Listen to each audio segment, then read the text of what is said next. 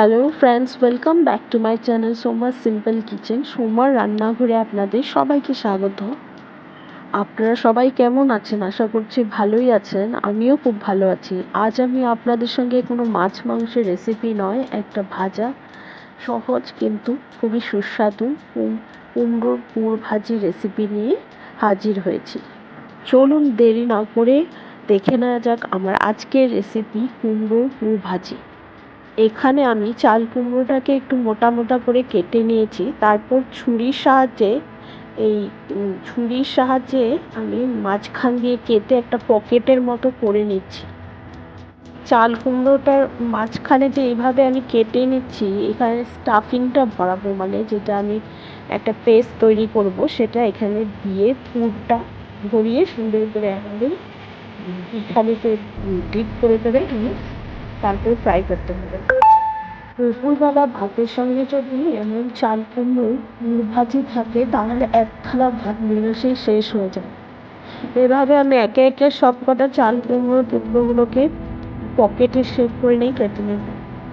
অপরদিকে আমি একটা বাটিতে অল্প পরিমাণ জল দিয়ে তাতে চাল কুমড়োগুলো দিয়ে কিছুটা পরিমাণ নুন দিয়ে দিব, একটু চাল কুমড়োটাকে ভাপিয়ে নেব।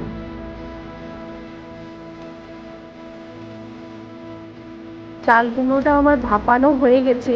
এভাবে একটা হাতার সাহায্যে আমি চাল কুমড়োগুলোকে উঠিয়ে নিব অন্য পাত্রে। অপরদিকে আমি একটা ছোট মিক্সিং জার নিয়ে নিয়েছি। ওখানে আগে থেকে ভিজিয়ে রাখা অল্প পরিমাণ হলুদ সর্ষে, তারপর কয়েক টুকরো 5-6 টুকরো রসুন, দুটো কাঁচামরিচ আর একটু নুন আর চিনি দিয়ে জল দিয়ে একটু মিহি পেস্ট বানিয়ে নেব।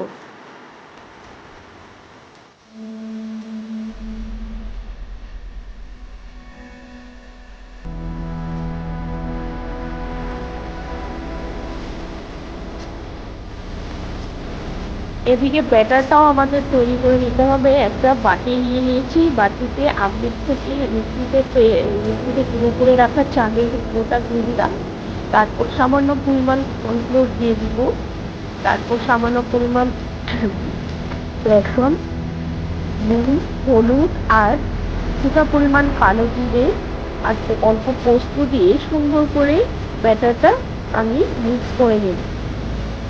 যে কোনো বড়া বানানোর সময় ব্যাটারের মধ্যে যদি অল্প পরিমাণ পোস্ত দেওয়া হয়, পোস্তদানা, তাহলে বড়াটা খুব সুন্দর ক্রিস্পি হয় আর খেতেও সুস্বাদু।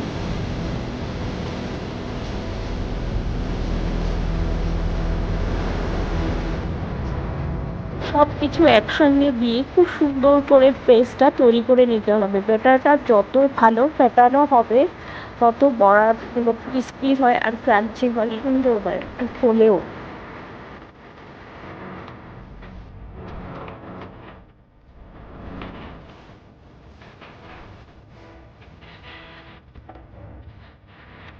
দেখুন বন্ধুরা, এদিকে আমার ব্যাটারটা একদম তৈরি হয়ে গেছে। এবার আমি চাল কুমড়োগুলোর ভেতর স্টাফিংটা করে নেব।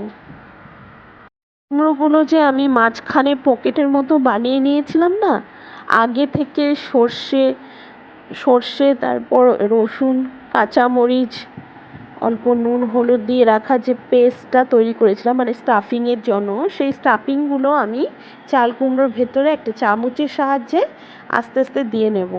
খুব সাবধানে দিতে হবে, না হলে স্টাফিংগুলো বের হয়ে আসবে। এভাবে আমি একে একে করে সবগুলো চাল কুমড়োগুলোর ভেতরে স্টাফিংটা করে নেব।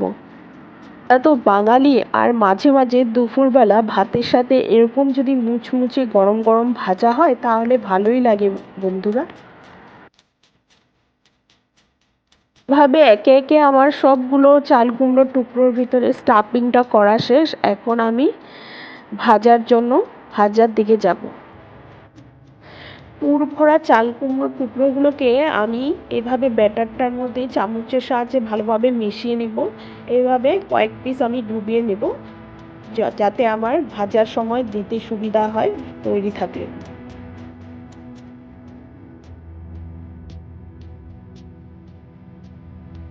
পিস চাল কুমড়োগুলোকে আমি ব্যাটারে ডুবিয়ে নিয়েছি। অপরদিকে আমি চুলোতে একটা ফ্রাই প্যান বসিয়ে ওখানে সামান্য পরিমাণ তেল দিয়ে দেবো পুরগুলো ভাজার জন্য। তারপর যখন তেলটা গরম হয়ে যাবে তারপর আমি একে একে চাল কুমড়োর টুকরোগুলোকে দিয়ে দিব ভাজা হওয়ার জন্য।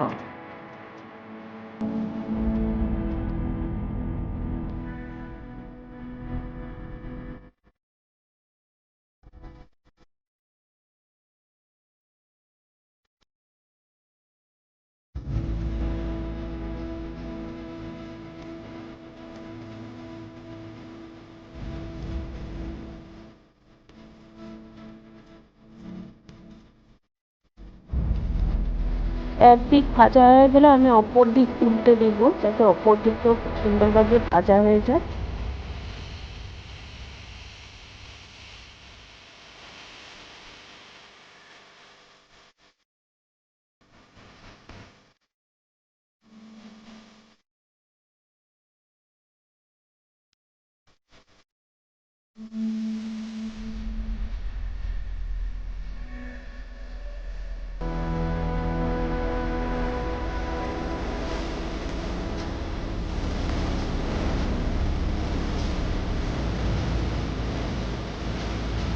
এভাবে আমি চাল কুমড়োগুলোকে উল্টে পাল্টে দেবো যাতে দু সাইডে খুব সুন্দর করে ভাজা হয়ে যায়, গোল্ডেন ব্রাউন ভাবে, গোল্ডেন ব্রাউন। প্রথমবারের ব্যাচটা আমার ভাজা হয়ে গেছে, তারপর পরের ব্যাচে আমি আরও চাল কুমড়োর টুকরোগুলোকে দিয়ে সুন্দর করে লাল লাল গোল্ডেন ব্রাউন করে ভেজে নেব।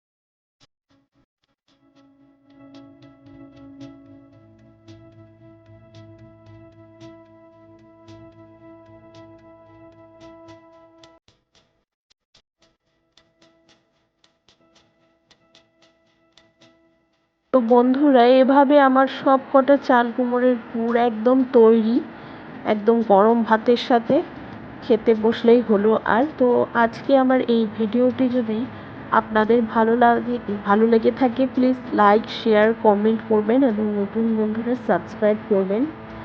ধন্যবাদ।